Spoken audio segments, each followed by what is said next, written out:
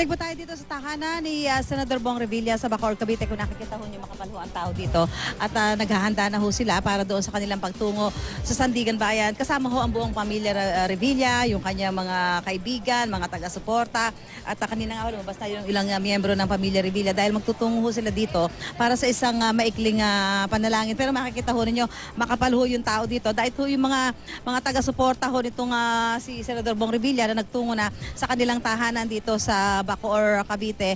Yung iba ho, may mga dalang mga placards, may mga dalang streamers. At ngayon nga ho, nakita natin kanina, lumabas na si Congresswoman Lani Mercado, si Vice Governor Jolo Revilla at inaantabayan na lang ho natin yung paglabas ni Senador Bong Revilla dahil pumasok lang ho siya doon sa loob ng kanilang tahanan kanina. At yung nasaksihan ho natin, eksena, emosyonal at medyo nakikita ho natin yung madamdamin ang mga eksena. Yung nakikita natin, nagpapapicture na ho sila dito kay Senador Bong Revilla, yung mga malalapit na miyembro ng pamilya.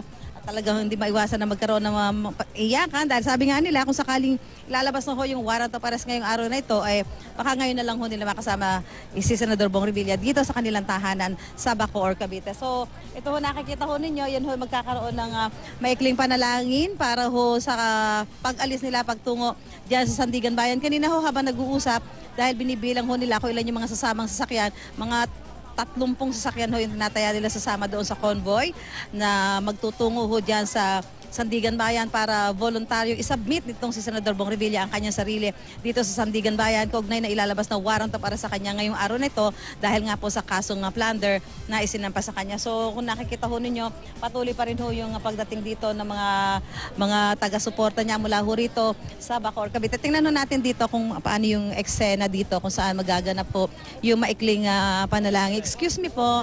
Yan. Ito, nakikita ho natin. Ito na ho yung mga ilang miyembro ng pamilya. Ayan po si Congresswoman Lani Mercado, ilang mga miyembro pa ho ng pamilya. Magkakaroon ho sila ng maikling panalangin dito bago sila tumulak. Yung mga sasakyan ho nakasama doon sa convoy ay nakahanda na rin. So gusto lang ho nilang tiyakin na pagka umalis sila dito, mamaya sunod-sunod na ho sila, no? At gusto nga nila na hindi na ho yun hong paglagda doon sa warrant of arrest, talagang halos masasabayan na ho nitong si Senador Bong Revilla. Ito ho, nakikita ninyo, yung mga taga-suporta nagpunta rito, may mga dala ho sila mga streamer, may mga posters, may mga placards sila na dinala ho dito at nagpapakita ho ng pagsuporta, no?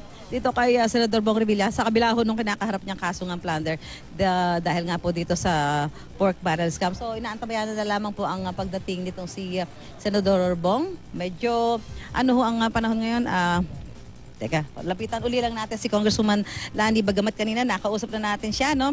Congresswoman, ilang minuto na lang, aalis na kayo, pupunta na sa Sandigan Bayan. Kumusta ho ang pakiramdam ngayon? Well, pagdadasal muna namin siya.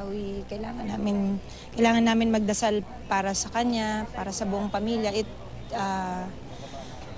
Mahirap explainin yung nasa kalooban namin, pero bahala na talaga ang Panginoon.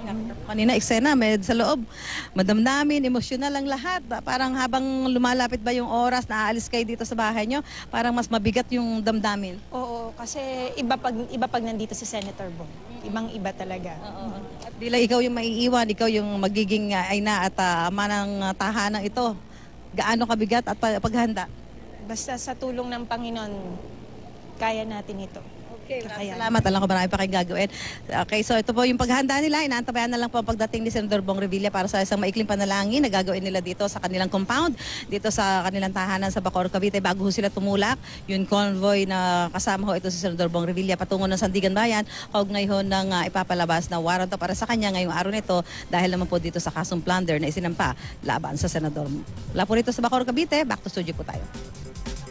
Maraming salamat po sa Enriquez.